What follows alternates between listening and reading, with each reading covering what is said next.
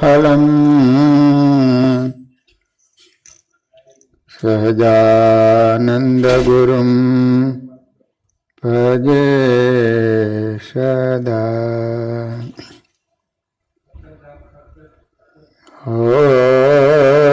मयावतारिणे स्वामिनारायणाय नमो नमः। श्री हरिकृष्णाय घनश्यामाय नीलकण्ठाय सरयूदासाय नमो नमः।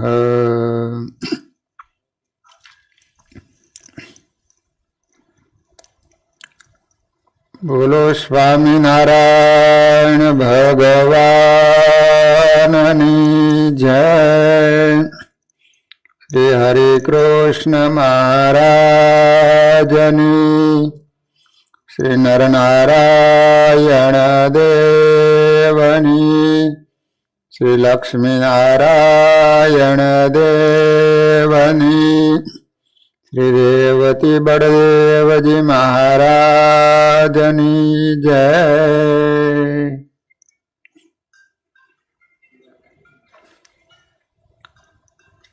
श्रीमद भागवत जी में सुखदेव जी महाराज परीक्षित राजा ने अष्टम स्कंदनी कथा संभळावी रह्या छे।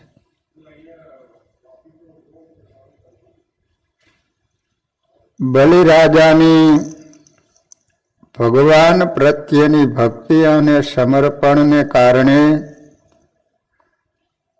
भगवान बलि राजाना दरवाजे कायम ने माटे उभा रही अने दर्शन आपे। स्वामीनारायण भगवाने वचनामृत में एवं कह्युं के भगवाने बलि राजा ने तो थोड़ीक वार ज बांधा, पण एने भक्ति ने कारणे भगवान कायम ने माटे बंधाई गया। एक वखत रावण फरतो फरतो पाताल में बलि राजा साथे लड़वा आव्यो। तेने भगवान ने बलि राजा ना महल ना द्वारे पहरो भरता जोया। रावणे कह्युं के मारे बलि राजा जोड़े युद्ध करवुं छे। वामनजीए कह्युं के हूँ तो सेवक छुं, पहेला मारी जोड़े लड़, पछी मारा मालिक साथे।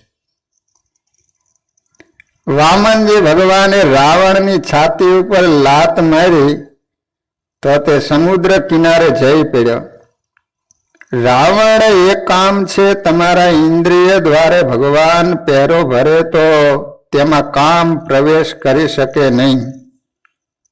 वामनजी भगवान बलि राजा ने त्या दान लेवा गया अने दान लई तेना घेर पहरो भरवो पड्यो। जे दान ले छे ते बंधन में पड़े। वामनजीए दान लई स्वर्गनु राज्य इंद्र ने अने पाताळनु राज्य बलि राजा ने आप्युं। इंद्र बलि राजा ने सर्वने आनंद थयो, पण एक महालक्ष्मी दुखी थई गया। घर में बधुं हतुं पण एक नारायण वगर चैन पड़तुं नथी। क्यारे आवशे, क्यां हशे? नारायण ने खबर कदाच नारद ने होय। अकड़ाईने नारद जी ने पूछ्યું, मारा स्वामी क्या बिराजा छे, तमे कई जाणो छो? भगवान परीक्षा करवा माटे गया, पण भगवान तो त्यां त्यां बंधाई रही गया। आ बाजू लक्ष्मी जी राह जोए के नारायण गया क्यां। एटले त्यां बरोबर नारद मुनि एनी ख्याल होय के भगवान क्यां छे। नारद जी कहे छे कि मैं सांभळ्युं छे के सूतळ पाताळ में बलिना द्वारे लाकड़ी लईने वगर पैसे पहेरो भरे छे। બલીને ત્યાં દાન લેવા ગયા હતા એટલે બંધનમાં પડ્યા છે. હાથમાં દાન લીધું એટલે યજમાનને આધીન થયા છે. હાથમાં કન્યાદાન લીધા પછી પુરુષોનું તેજ ઓછું થાય છે, કારણ કે દાનમાં લીધા એટલે તમારે હવે એને સ્વાધીન વર્તવું જ પડે. સાધારણ વસ્તુનું દાન લે તો પણ પુણ્ય ઓછું થાય છે. આ તો સર્વસ્વનું દાન લીધું છે એટલે ઋણમાં પીડ્યા છે. બલિરાજા રજા આપે તો જ ઘેર આવી શકે. લક્ષ્મીજી સૂતર પાતાળમાં આવ્યા છે. ઘરમાં ઠાકોરજીને પધરાવશો તો લક્ષ્મીજી પાછળ પાછળ વિના આમંત્રણે આવશે. ભગવાન જ્યાં હોય ત્યાં લક્ષ્મીજી આવે. જ્યાં નારાયણની સેવા ન હોય ત્યાં લક્ષ્મીજી પધારતા નથી. આપણે કપાળમાં તિલક ચાંદલો કરીએ છીએ ને, આ બંને જે ઓલા ઉભા લીટા છે એ નારાયણના ચરણારવિંદનું પ્રતીક છે. વચમાં આપણે જે કુમકુમનો ચાંદલો કરીએ છીએ એ લક્ષ્મીજીનું પ્રતીક છે. એટલે બંને જોઈ, ફક્ત ઊભું તિલક કરો તોય ન ચાલે, વચમાં એકલો ચાંદલો કરો તોય ન ચાલે. બંને નારાયણ લક્ષ્મીજીનું પ્રતીક છે. લક્ષ્મીજી મહાન પતિવ્રતા છે. એકલા લક્ષ્મીજી કોઈને ત્યાં જતા નથી અને કદાચ જાય ને તો રડાવે. લક્ષ્મીજી જો નારાયણ સાથે આવે તો ગરુડ ઉપર બેસીને આવે, અને જો એકલા આવે ને ત્યાં ઘુવડ ઉપર બેસીને આવે છે.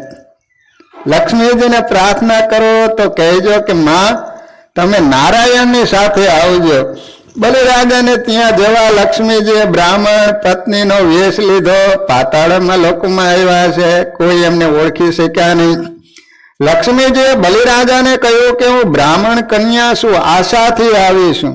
જગતમાં મારે કોઈ ભાઈ નથી અને મેં સાંભળ્યું છે કે તમારે કોઈ બહેન નથી. આજથી તું મારો ધર્મનો ભાઈ અને હું તારી ધર્મની બહેન. બલિને આનંદ થયો છે. બલિરાજાએ પ્રણામ કર્યા અને કહ્યું કે અત્યાર સુધી મને એક દુઃખ હતું કે મારે કોઈ બહેન નથી, હવે મને બહેન મળી ગઈ. આ બધું તમારું શું, આને તમારું પિયર માનજો. માતાજીની પધરામણી થઈ ત્યારથી ગામ સુખી થઈ અને બધાને આનંદ હતો. પણ માતાજીને આનંદ ન હતો. મારા નાથ હાથમાં લાકડી લઈને સિપાહીની જેમ પહેરો ભરે. કોઈ એવો અવસર આવે ત્યારે મારા પતિને બંધનમાંથી છોડાવું. શ્રાવણ મહિનો આવ્યો છે, રક્ષાબંધનનો દિવસ આવ્યો. લક્ષ્મીજીએ તે દિવસે બલિરાજાને કહ્યું કે આજે હું મારા હાથે રાખડી બાંધીશ. બલિરાજા બહુ ભાગ્યશાળી છે. માતા મહાલક્ષ્મી રાખડી બાંધે છે અને આશીર્વાદ આપે છે કે બલિરાજા પ્રણામ કરે છે. બહેન રાખડી બાંધે એટલે ભાઈનો ધર્મ છે કે બહેનને કંઈક આપવું જોઈએ. બહેન ખાલી હાથે ન જાય. બલિરાજાએ માતાજીને કહ્યું તમારી ઈચ્છા હોય માગો, જરા પણ સંકોચ રાખશો નહીં. લક્ષ્મીજીએ કહ્યું કે મારા ઘરમાં બધું છે પણ એક નથી, તેથી હું દુઃખી છું. મારે બીજું કાંઈ ન જોઈએ, પણ આ તારે ત્યાં જે પહેરો ભરે છે ને તે જોઈએ, તેમને તું મુક્ત કર. બલિરાજા પૂછે છે કે તે તમારા શું સગા થાય છે? લક્ષ્મીજીએ જવાબ આપ્યો કે એ મારા સર્વસ્વ છે, મારા નારાયણ છે. હું એને મારા પતિને તારા બંધનમાંથી છોડાવવા આવીશ. ત્યાં જ નારાયણ ચતુર્ભુજ રૂપે પ્રગટ થયા છે. બલિરાજાને અતિ આનંદ થયો. બંનેને વંદન કર્યા, લક્ષ્મી નારાયણની પૂજા કરી.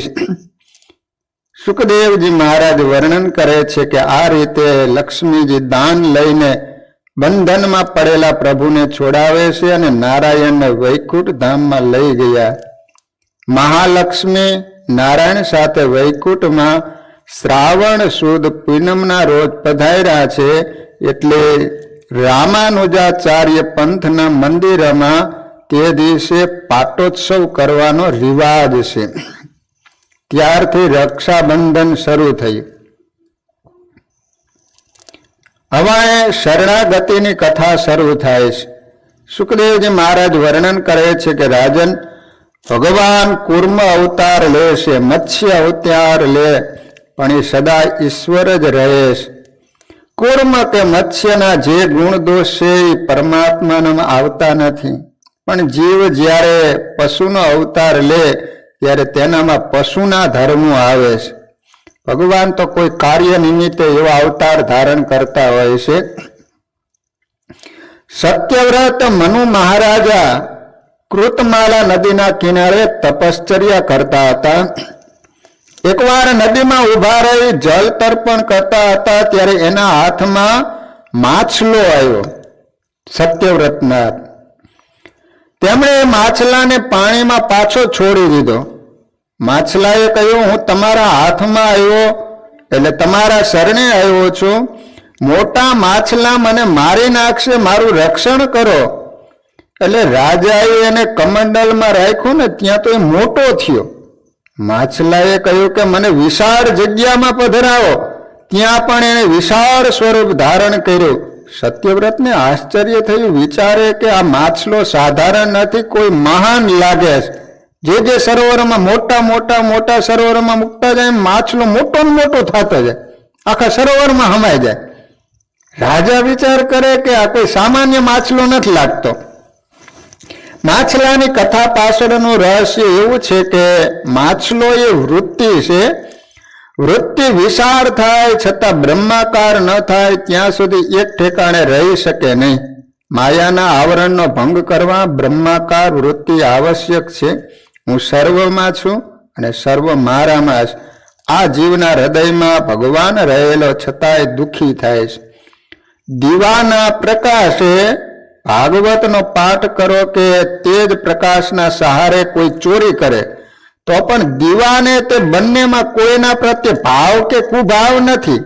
દીવાનો એક જ ધર્મ છે કે સર્વ કોઈને પ્રકાશ આપવાનો. પ્રકાશને કોઈની સાથે સંબંધ નથી. ભગવાન સર્વના હૃદયમાં રહી દીવાની જેમ માત્ર સાક્ષી રૂપે પ્રકાશ આપે છે. જીવ પાપ કરે કે પુણ્ય કરે તેની અસર સાક્ષી ભગવાનને થતી નથી. ભગવાનને ન કહેવાય નિષ્ઠુર કે ન કહેવાય દયાળુ. ઈશ્વરના માટે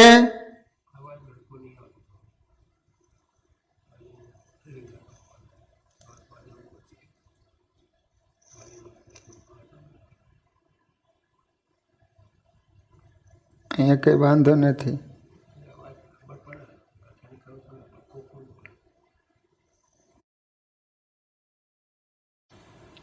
થોડુંક ધીમું કરો તો કદાચ નકર ડેની ભાઈને કહેવું પડશે.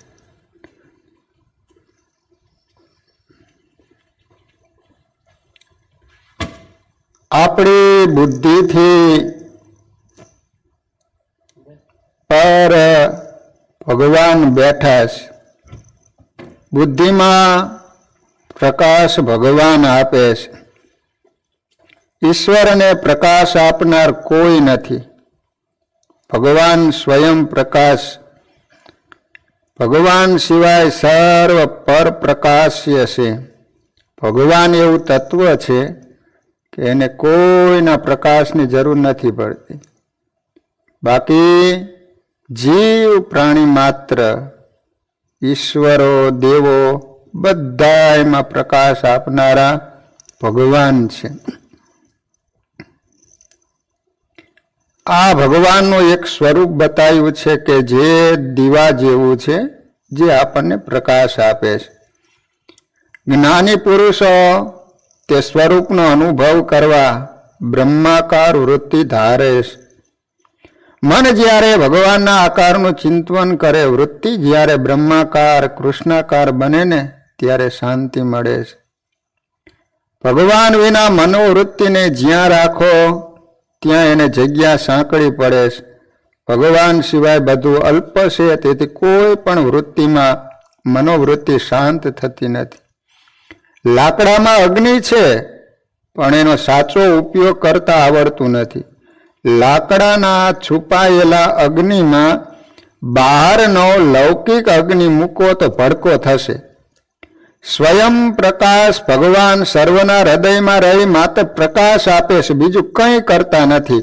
પ્રભુનું સ્વરૂપ હૃદયમાં પધરાવો અને એમાં વૃત્તિ તદાકાર બને ત્યારે જ શાંતિ મળે છે.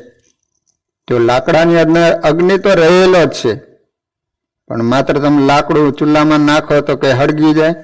એને બહારનો અગ્નિ જ્યારે એને આપો ત્યારે જ અંદરનો અગ્નિ પ્રજ્વલિત થતો હોય છે.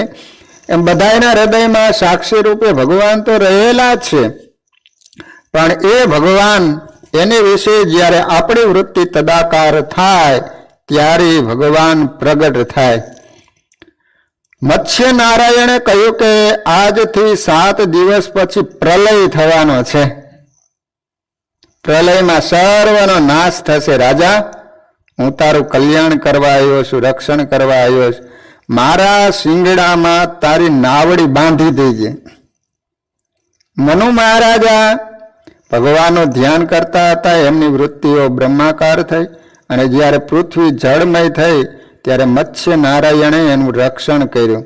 મત્સ્ય અવતારનું રહસ્ય એવું છે કે વૃત્તિને હંમેશા બ્રહ્માકાર બનાવો, સત્યનું પાલન કરો. સત્યનિષ્ઠ જીવ એટલે સત્યવ્રત મનુ.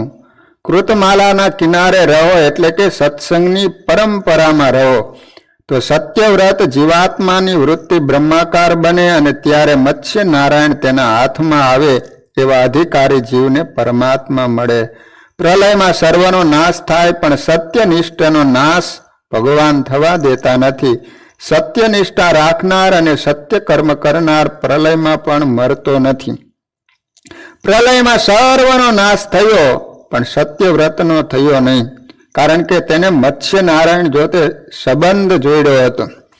શરીર એ નાવડી છે, ભગવાનના ચરણ એમનું સિંગડું છે. શરીરને ભગવાનના ચરણમાં બાંધી રાખો. સમાપ્તિમાં આદિ મત્સ્ય નારાયણ ભગવાનને સુખદેવજી મહારાજ વારંવાર પ્રણામ કરે છે. મહાત્માઓ મત્સ્ય નારાયણની સ્તુતિ અને ગુરુષ્ટિકી કહેવાય છે. મત્સ્ય નારાયણ ભગવાને વેદને ચોરી જતા હયગ્રીવ વેદનો સંહાર હયગ્રીવ દૈત્યનો સંહાર કર્યો છે. મનુ મહારાજને મત્સ્ય સંહિતાનો ઉપદેશ આપ્યો છે. એવા પ્રભુને વંદન કરી 8મો સ્કંદ સમાપ્ત કરી અને હવે સુખદેવજી મહારાજ 9મ સ્કંદની અંદર જે ભગવાનના ચરિત્રો આવે છે એની કથા સંભળાવી રહ્યા છે. અહીંયા સુખદેવજી મહારાજે 8મ સ્કંદની અંદર વામન ચરિત્ર કહી અને અંતમાં મત્સ્ય નારાયણ ભગવાને કોના માટે અવતાર ધારણ કર્યો હતો એનું કારણ બતાવ્યું. હવે 9મા સ્કંદની અંદર મનુનો પુત્ર સરિયાતી રાજા વેદના તત્વને જાણનારો હતો. સુકન્યા નામની એની પુત્રી હતી અને ચોયન ઋષિના શ્રાપને કારણે એને દુઃખ ભોગવવું પડ્યું હતું. એ કથા સુખદેવજી મહારાજ પરીક્ષિત રાજાને સંભળાવી રહ્યા છે કે રાજન, ચૈવન નામના એક ઋષિ થઈ ગયા. એ પોતે તપ કરે છે, પણ એટલું એને કઠિન તપ કર્યું કે એના શરીર ઉપર માટીનો રાફડો જામી ગયો. ફક્ત એની આંખો હતી ને એ આમ ટગર ટગર દેખાતી હતી. હવે બન્યું એવું કે આ સરિયાતી રાજા પોતાના માણસોની સાથે એના પરિવારની સાથે એ જંગલમાં ફરવા માટે નીકળેલા. એમાં ઓલી એની દીકરી હતી ને સુકન્યા, તે ખબર નહીં ફરતી ફરતી આ રાફડો હતો એ દિશા તરફ ગઈ. તે એને આમ આંખો આમ ટગમગતી જોઈ એટલે તરત જ એક સોય ઓલો કાંટો આવે ને સુડી લઈ અને આમ ભોંક્યો. ત્યાં તો ઋષિની આંખ હતી ફૂટી ગઈ અને આંખ ફૂટી એટલે તરત જ ઋષિએ સંકલ્પ કર્યો કે જેને મારી આંખ ફોડી નાખી હોય એ તમામ માણસોના ઝાડા પેશાબ બંધ થઈ જાય. હા, અને સંકલ્પ કર્યો. ઋષિ પાસે સમર્થ એવા તપ આટલા વર્ષો સુધી કરેલું હોય એટલે એ જે બોલે એ ફળીભૂત તો થાય જ. સંકલ્પ કર્યો ને જેટલા માણસો હતા બધાના ઝાડા પેશાબ બંધ થઈ ગયા, ડબલું લઈને જઈને પણ પાછા જ આવે બધા. ત્યાં હવે તમે સમજી શકો કે ઝાડા પેશાબ બંધ થાય એટલે કેટલી તકલીફ ઊભી થાય. કયો હલો, સહન ન થાય. સ્વામિનારાયણ ભગવાન એકવાર એવું ચારિત્ર કરેલું, વડતાલ બાજુ જતા હશે તો મહારાજને લઘુ કરવા જાવ તે ઓલી હીરની નાડી ચોયણી પહેરેલી ને તે નાડીને ગાંઠ મારેલી, તો એવી ગાંઠ મરે ગઈ કે નીકળે નહીં, છોડે પણ છૂટે નહીં. તે પછી મહારાજે પાછું ચરિત્ર એવું કરે, રેડે રેડ ઉપાડે, એ જલ્દી છોડો જલ્દી છોડો. તો એ વખતે અમદાવાદના દામોદર ભગત હારે હતા. તો મહારાજની પાસે જઈ ઓલી ગાંઠ છૂટી નહીં તો દાંતથી કાપી નાખી. તો મહારાજ પછી લઘુ કરે કે હા કે હવે શાંતિ થઈ લો. તે પછી રાજા હતો ને એ હોશિયાર હતો, અને હોશિયાર હોય એ જ રાજા બન્યો હોય ને. તે વિચાર કરવા માંડ્યો કે એક સાથે બધાને લઘુ ઝાડા બંધ ન થાય, નક્કી કોઈકનો દ્રોહ આપણને લાગ્યો લાગે છે. પછી જેટલા માણસો સાથે હતા એ બધાને પૂછા કરી કે કોઈ ઘટના અહીંયા ઘટી નથી ને? ત્યાં એની દીકરી બોલી, શું કન્યા? એ કે પિતાજી એક રાફડો હતો, એમાં મેં સોય ભોંકી ને તે લોહી નીકળ્યું હતું. હા રાજા કે એનું જ કારણ છે. અને ગયા પછી તો ઋષિના પગમાં પડ્યા, પ્રાર્થના કરી, આજીજી કરી. ત્યારે ચયન મુનિ એમ કહે છે કે તમારે બધાના ઝાડા પેશાબ બંધ કરવા હોય તો તમારી કન્યા એને મારી સાથે લગ્ન કરો. વિચાર તો કરો, તે તપ કરીને રાફડો થઈ ગયા હતા, છતાંય પણ પોતાની ઇન્દ્રિયોએ આજ જ્યારે દગો દીધો, અને પછી તો શું બધાના પ્રાણ બચાવવા માટે તરત સરિયાતી રાજાએ પોતાની કન્યા ઋષિને અર્પણ કરી છે. એટલા માટે શાસ્ત્રો એમ કહે છે કે ધ્યાયતો વિષયાન પુંસ સંગસ્તેસોપજાયતે સંગાત સમજાયતે કામઃ કામાત ક્રોધોપી જાયતે ક્રોધાદ ભવતી सम्मोह संहात संस्कृति विभ्रम संस्कृति भ्रंशाद बुद्धिनाशो बुद्धिनाशात प्रणश्यति. એટલા માટે તુલસીદાસજી કહે છે કે અલી પતંગ મૃગ મીન ગજ એક એક રસ આંચ તુલસી જિનકી કોન ગતિ જાકુ વ્યાપત પાંચ. તુલસીદાસજી કહે છે કે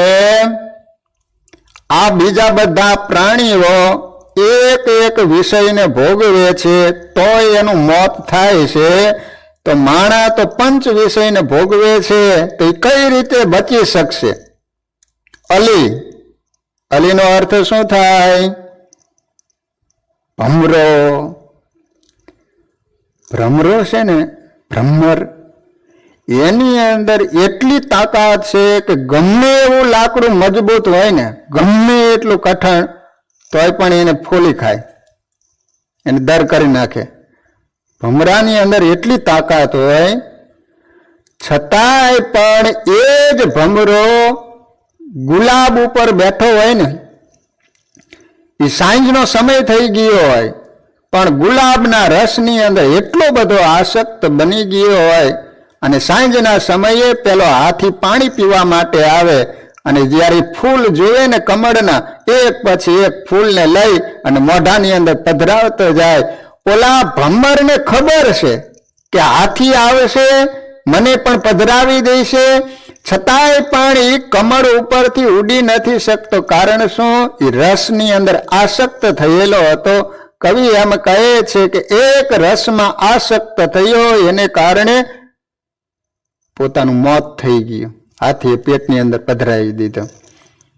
પતંગ, પછી મૃગ, ઓલું પતંગિયું આવે ને, પતંગિયું આપણે આ ફોક્સ ચાલુ કરીએ ને એટલે ઓલા પતંગિયું આવે, એને ખબર હોય કે આ પ્રકાશ છે, ત્યાં હું જઈશ ને એટલે એની અંદર પડીને મરી જ જવાનો, છતાં પણ એ પ્રકાશની અંદર અંજાય નહીં, ત્યાં જ આવે. બોલો, અને આપણે જોયું એવી રીતે ફટાફટ એક પગ મરી જાય છે ને એને ખ્યાલ હોવા છતાંય પણ પોતે વિષયમાં આસક્ત બન્યો એટલે મૃત્યુ થયું.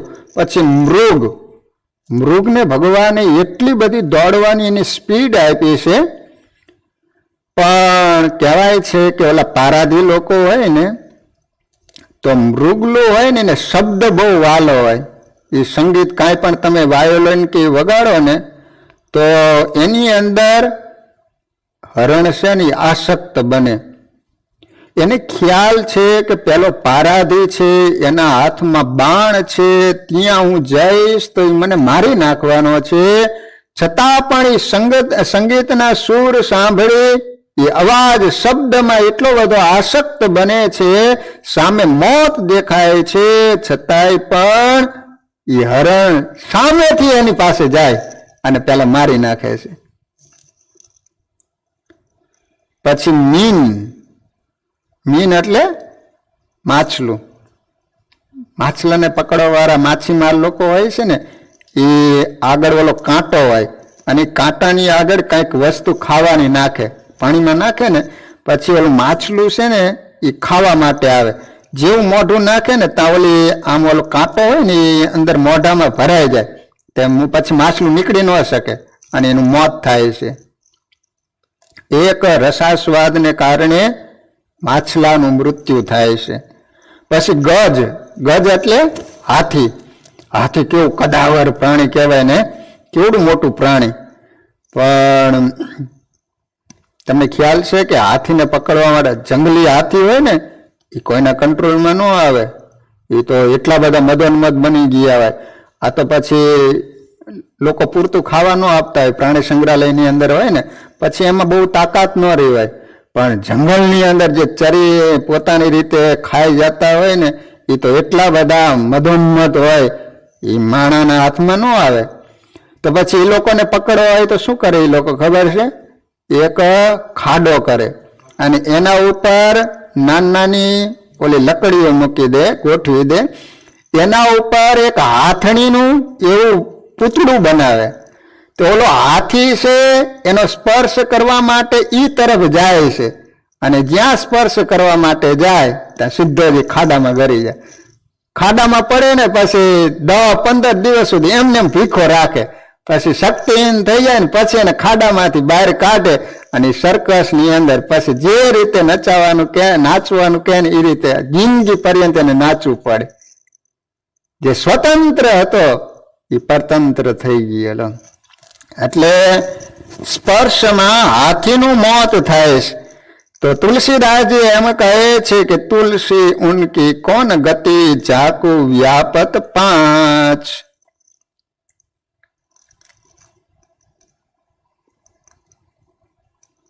એટલા માટે સ્વામિનારાયણ ભગવાને વચનામૃતની અંદર ઇન્દ્રિયોને કઈ રીતે જીતવી, લોયાનું વચનામૃત લગભગ 8મું છે. એની અંદર મહારાજ કહે છે કે તમારો હાથ ચંચળ હોય તો હાથમાં માળા રાખવી. નગર ઘણી વાર આપણે કથામાં બેઠા હોય, કમથા બેઠા હોય તો નીચે ઓલી ચટાઈ પાથરેલી હોય ને તો એના દોરા કાઢી નાખીએ. હાથ ચંચળ હોય ને, બોલો છોકરાઓ ચંચળ હોય ને તે એકવાર તો ઓલા ભાભા બેઠા હતા તો ભાભાને કઈ ખબર નહીં, મસ્ત એટલા વાતમાં તે પાછળથી છોકરાએ બંનેના ધોતિયા બાંધી દીધા. બોલો તે ભાભા બે ભેગા ઉભા થયા કે જવાનું થયું છે લઘુ કરવા માટે અને લઘુ લાગે એટલે એ ભાભાને ખબર નહીં, સ્પીડ કરવી જ પડે. તો એ તો સીધા ઉપાય થઈને ભાગવા જ માંડ્યા તો વરઘોડો નીકળ્યો. એટલે હાથ ચંચળ હોય ને તો હાથમાં માળા રાખવી. પછી મહારાજ કહે છે કે કાન ચંચળ હોય તો કાનથી ભગવાનની કથા સાંભળવી. આંખ ચંચળ હોય તો નેત્રે કરીને ભગવાનના દર્શન કરવા. તો બધી જ ઇન્દ્રિયોની ચંચળતા મટી જાય છે. બીજું આ કથા દ્વારા એ સમજવાનું કે ભગવાનના ભક્ત ઋષિનો અપરાધ થયો એને કારણે દુઃખ ભોગવવું પડ્યું ને, માટે જિંદગીમાં કોઈ દિવસ આપણા થકી કોઈનો અપરાધ ન થઈ જાય એનું ખાસ અનુસંધાન રાખવું, નહીંતર દુઃખ તમારે ભોગવવા પડશે. જો દીનાનાથ ભટ્ટ હતા, દીનાનાથ ભટ્ટ, એને કોનો અભાવ આવી ગયો હતો? મયારામ ભટ્ટનો આવી ગયો હતો. કારણ શું? કે સ્વામિનારાયણ ભગવાને શિક્ષાપત્રી લખી ને, તો એની અંદર મયારામ ભટ્ટનું નામ લખ્યું, પણ દીનાનાથ ભટ્ટનું નામ ન લખ્યું. દીનાનાથ ભટ્ટ એટલે તો કેવો વિદ્વાન, જેને ભાગવત આખું કંઠસ્થ ઇદમ પહેલેથી શ્લોક બોલે છેલ્લે સુધી બોલ, એ કેવો વિદ્વાન હશે એમ. એમાં ઓલા નિર્વિકલ્પાનંદ સ્વામી મળી ગયા અને પછી ભગવાનનો અને ભટ્ટજીનો અભાવ આવી ગયો. તો એને કારણે કહેવાય છે કે એની દીકરી યમુના હતી, એને બ્રહ્મરાક્ષસ વળગ્યો. પછી તો ઘણા બધા ઉપાય કર્યા, પણ બ્રહ્મરાક્ષસ નીકળે જ નહીં. અને એ દીકરી એવા ગાંડા કાઢે, કપડાં કાઢી નાખે, ખાવાની વસ્તુ હોય એની અંદર બીજું બધું નાખી દે. તે પછી કંટાળી ગયા દીનાનાથ ભટ્ટ. પછી કોઈ હરિભક્તોએ વાત કરી કે તમે એમ કરો કે સ્વામિનારાયણ ભગવાનની પાસે લઈ જાઓ. અને પછી તો શું, કંટાળી ગયેલો માણસ તો પછી ગમે ત્યાં ઉપાય કરવા માટે જતો હોય છે. એ વખતે સ્વામિનારાયણ ભગવાન જેતલપુર હતા. ત્યાં દેવ સરોવરને કિનારે વાડી છે ને, અક્ષરમોલ કહેવામાં આવે છે, ત્યાં મહારાજ બિરાજમાન હતા. અને એ વખતે ત્યાં આવ્યા છે. અને પછી તો ભગવાને દયા કરી અને બ્રહ્મરાક્ષસને કીધું કે હવે તું નીકળી જા અને બદ્રિકાશ્રમમાં ચાલ્યો જા. કહેવાનો આશય કે એની દીકરીને બ્રહ્મરાક્ષસ વળગ્યો અને આટલા બધા દુઃખ ભોગવવા પડ્યા, એનું કારણ એક જ હતું કે એને મયારામ ભટ્ટનો અપરાધ, મયારામ ભટ્ટનો દ્રોહ કર્યો, એનું આ પરિણામ આવ્યું હતું. માટે શાસ્ત્રો અને સ્વામિનારાયણ ભગવાને કેટલા બધા વચનામૃતની અંદર વાત કરી છે કે કોઈ દિવસ ભગવાનના ભક્તનો દ્રોહ ન કરવો. પંચ મહાપાપ કરતા પણ એ વિશેષ વધારે પાપ કહેવાય. કારણ કે પંચ મહાપાપ કર્યું હોય તો એમાંથી માણસનો છુટકારો થાય છે, પણ તમે ભગવાનના ભક્તનો દ્રોહ કરો તો એનો કોઈ કાળે છુટકારો થતો નથી. એટલે આપણા જીવનમાં ભગવાનનું ભજન ઓછું વધુ થાય એની ચિંતા નહીં, પણ આપણા થકી જિંદગીમાં કોઈનો અભાવ, અવગુણ, દ્રોહ ન થઈ જાય એનું ખાસ અનુસંધાન રાખવું. જેને જેને દ્રોહ કર્યા એના પરિણામ પહેલાના ઇતિહાસોમાં પણ લખાણા છે, અત્યારે વર્તમાન કાળે પણ મેં કેટલાયને એવા જોયેલા છે. સારા એવા ભગવાનના ભગત હતા, પણ દ્રોહ કરવાની પ્રવૃત્તિમાં લાગ્યા ને, આહા કેવા રીબાતા હતા. પછી તો સંતોને બોલાવીને પ્રાર્થના કરે કે સ્વામી ભગવાનને પ્રાર્થના કરો કે હવે આમાંથી છુટકારો કરે, કાં હાજા કરે કાં ધામમાં લઈ જાય. લો, પણ દ્રોહ કર્યો હોય ને એ અંત વખતે તો નડે. જો ઓલા સ્વામિનારાયણ ભગવાન છે ને લક્ષ્મીવાડીએ પધારેલા, તો અહીંયા ખીમજી ભગત હતા. તે ખેતીનું કામ સંભાળે. તે હવે મહારાજ આવ્યા એટલે ખીમજી ભગત મહારાજનો હાથ પકડી અને એક અહીંયા બળદ હતો, તો એ બળદની પાસે ભગવાનને લઈ ગયા. તે બળદ તો આમ એક મીટે મહારાજની સામે જોઈ જ રહ્યો, આંખમાંથી દડ દડ આંસુ પડવા માંડ્યા. ભગવાને બળદના ઉપર હાથ ફેરવો. પછી ખીમજી ભગત કે મહારાજ મને એ સમજાતું નથી કે આ બળદ પૂર્વ જન્મનો કાંઈક પુણ્યાત્મા તો લાગે છે કે એકાદશી આવે ને તે દિવસે મોઢામાં તૃણ પણ મૂકે નહીં, પાણી પણ પીવે નહીં. બોલો, બળદ એકાદશી કરતો, એકાદશી ઘનુભા. ઘણા માણસ હવારમાં નાસ્તો ગાંઠિયાનો કરી લે એકાદશી દી. લો, એને શું કહેવાય? આજ ન ઠપકાઈ રહ્યા ને તો સારું. તે મહારાજ ખબર નહીં આને એકાદશી આવી ખબર પડી જતી હોય, પણ મહારાજ બન્યું એવું કે હાથીએ જોડેલો, એમાં અચાનક પંખી ઉડ્યું ને તે બળદ ભડકો, તે ઓલી રાંપ હતી ને ખચાક લેકા પગમાં લાગી ને તે પગ કપાઈ ગયો મહારાજ, લોહી લુહાણ થઈ ગયો. પછી તો મેં પાટો બાંધ્યો, મહારાજ રૂજ પણ આવી ગઈ, પણ હવે લંગડો થઈ ગયો છે, એટલે હવે ખેતીના કામમાં આવતો નથી, હવે અહીંયા બેસી રહે છે. તો ભગવાન કહે છે કે એમ કરો ને, હવે તો ખેતીના કામમાં કંઈ આવતો નથી, તો એના કરતાં દાદા ખાચરના દરબાર ગઢમાં લઈ લો, ત્યાં સંતોના અમારા દર્શન થાય, કથા ચાલતી હોય તો એકાદ બે શબ્દ કાનમાં પડે તો એનું સારું થાય એમ. એટલે ભગવાને કીધું એટલે એ બળદને તરત દાદા ખાચરના દરબાર ગઢમાં લાવ્યા. પણ જેવી કથા ચાલુ થાય ને તો સભાને છેલ્લે બળદ આવી જાય અને કાન ઊંચા કરીને કથા સાંભળ્યો, આમ એક મીટે ભગવાનની સામે જોઈ રે કથા, બળદ કથા સાંભળે, બોલો માણા નથી સાંભળતા. તે દરરોજ આ રીતે. હવે એમાં બન્યું એવું કે સારંગપુરની બાજુમાં કારિયાણી અને સારંગપુરની વચમાં સજેલી વજેલી નામના ગામ છે. તો એમાં સજેલી ગામની અંદર એક લખો ભગત અને વજેલી ગામની અંદર જયશંકર બ્રાહ્મણ. તે હવે જયશંકર બ્રાહ્મણ છે ને એ ભગવાનના દર્શન કરવા માટે આવ્યા, પણ આમ લંગડાતા લંગડાતા હાલે. મારે કે ભૂદેવ શું થયું છે, કેમ લંગડા હાલો છે? મહારાજ કઈ વાત કરવા જેવી નથી. નાના નાના વાત તો કરો એમ. તો કે મહારાજ સજેલી ને વજેલી બે ગામ, એમાં વજેલી ગામની અંદર લખો ભગત રે, એ પણ તમારો ભગત ખરેખરો, હું પણ મહારાજ તમારો ભગત, પણ બંનેના ખેતર બાજુ બાજુમાં, વચમાં એક શેઢો. પણ ઓલો લખો પટેલ હતો ને, ધીમે ધીમે મહારાજ મારો શેઢો દબાવવા માંડ્યો. એટલે પછી મેં એને વાત કરી કે ભાઈ આવું કરાય નહીં એમ, આપણે બંને ભગવાનના ભગત છીએ એમ. પછી તો મહારાજ ધીમે ધીમે મારી જમીન દબાવવા માંડ્યો. એટલે મેં સહજ થોડુંક આમ કીધું, ત્યાં તો એકદમ લખો ભગત છે ને ક્રોધાવેશમાં આવી ગયા, ન બોલવાનું બોલવા માંડ્યો. મેં કીધું હા, તું તો ભગવાનનો ભગત ને આવું મોઢામાં ન શોભે એમ. અને મહારાજ મેં કીધું ને ઓર ક્રોધાવેશમાં આવી ગયો. મહારાજ એના હાથમાં હથિયાર હતું ને, તે મારા પગમાં જે ઘા કર્યો ને, ખચાક લેકા મહારાજ મારો પગ કાપી નાખ્યો. પછી તો મહારાજ એને ખૂબ પસ્તાવો થયો, પણ ક્રોધા આવેશમાં ન કરવાનું કરી નાખ્યું.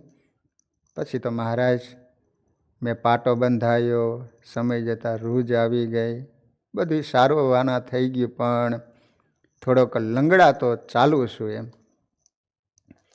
પણ મહારાજ બન્યું એવું કે સમય જતાં એ લખો પટેલ છે ને બીમાર પડ્યો, અને હા એવો દુઃખી થાય.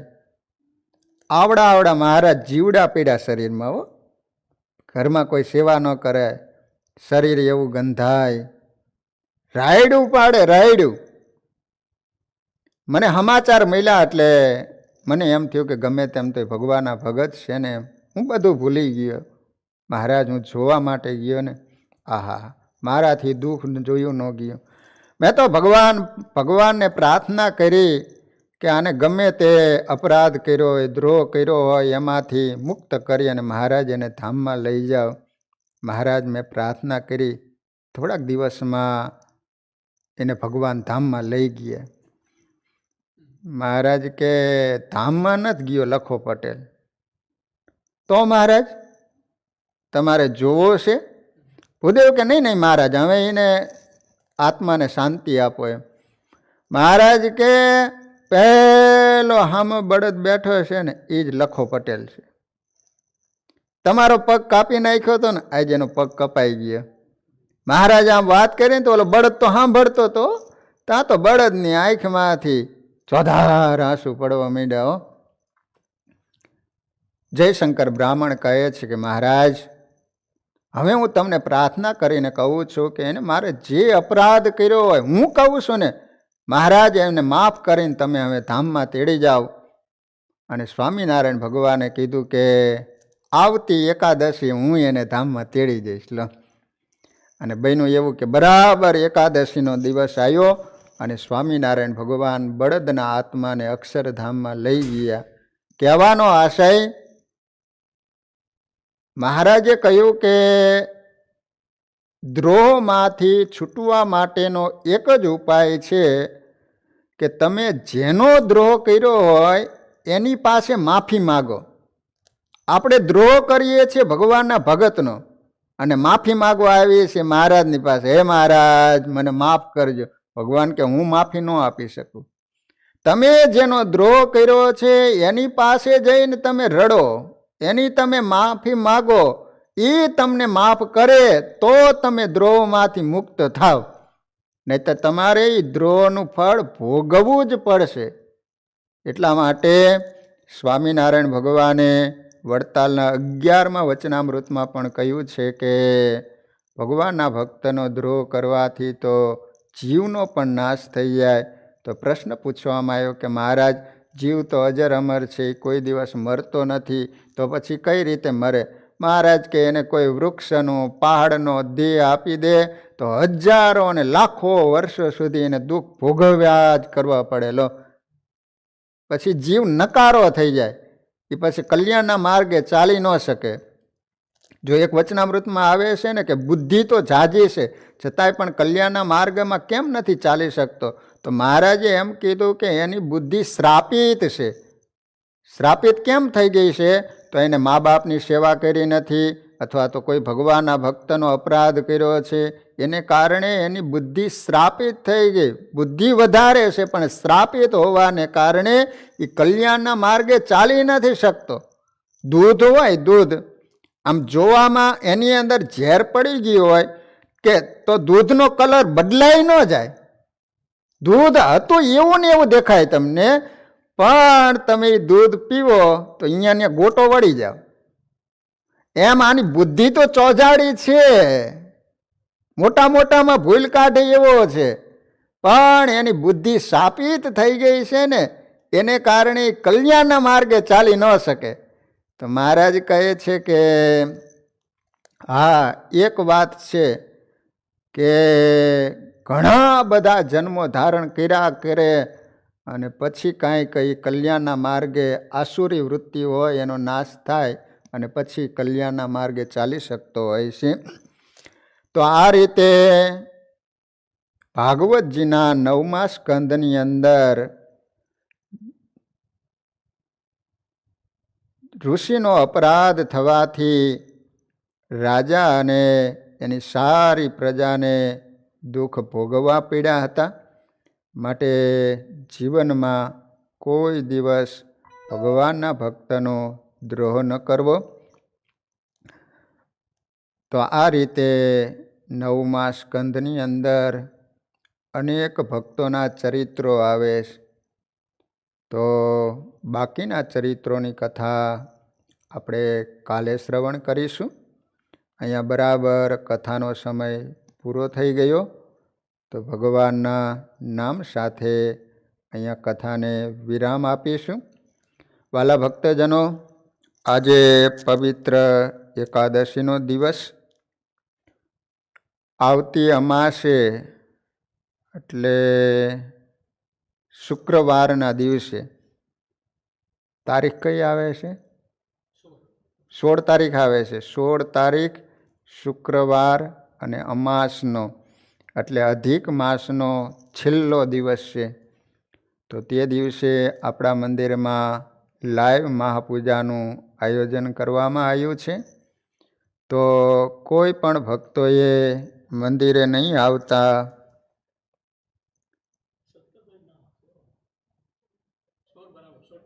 16 તારીખ, હા 16 તારીખ શુક્રવારને 16 તારીખ હશે. તો તે દિવસે લાઈવ મહાપૂજાનું આયોજન છે. તો તમામ ભાઈઓ બહેનો પરિવાર સાથે તમે ચાતુર્માસમાં અને એમાં પવિત્ર અધિક માસ તમે જે કાંઈ કર્યું હોય નિયમો, એ બધાયનું પુરુષ ચરણ ભગવાનના ચરણોમાં અર્પણ કરી શકાય. એટલા માટે આપણે લાઈવ મહાપૂજાનું આયોજન કરવામાં આવ્યું છે. બધાય ભક્તજનો ઘેર તો મહાપૂજા ન કરાવી શકે, એટલા માટે તમામ ભાઈઓ બહેનો પરિવારની સાથે બેસી અને અધિક માસના છેલ્લા દિવસે જો ઘરે પણ ભગવાનની મહાપૂજા થાય તો એના દ્વારા આપણી ઉપર ભગવાન ખૂબ રાજી થાય. એટલા માટે દરેક ભક્તજનો તો હવે જે વસ્તુ રાખવાની લિસ્ટ પણ તમને ગ્રુપમાં સેન્ડ કરવામાં આવશે. તો બરાબર શુક્રવારના દિવસે તે દિવસે અડધી કલાક આરતી આપણે વહેલી કરીશું અને બરાબર 7 વાગે મહાપૂજાનો પ્રારંભ થઈ જશે. 7 થી 8:30 વાગ્યા સુધી મહાપૂજા રાખવામાં આવેલી છે. તો તમામ ભાઈઓ અને બહેનો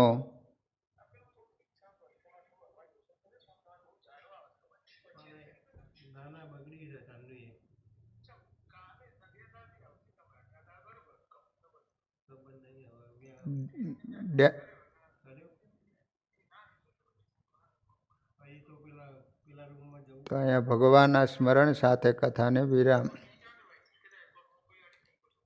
સ્વામિનારાયણ સ્વામિનારાયણ સ્વામિનારાયણ સ્વામિનારાયણ સ્વામી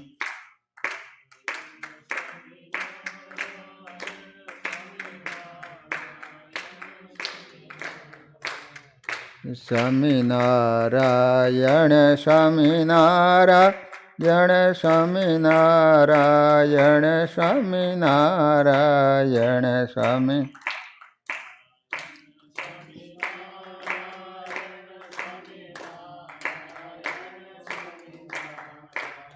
સ્વામિનારાયણ સ્વામિનારાયણ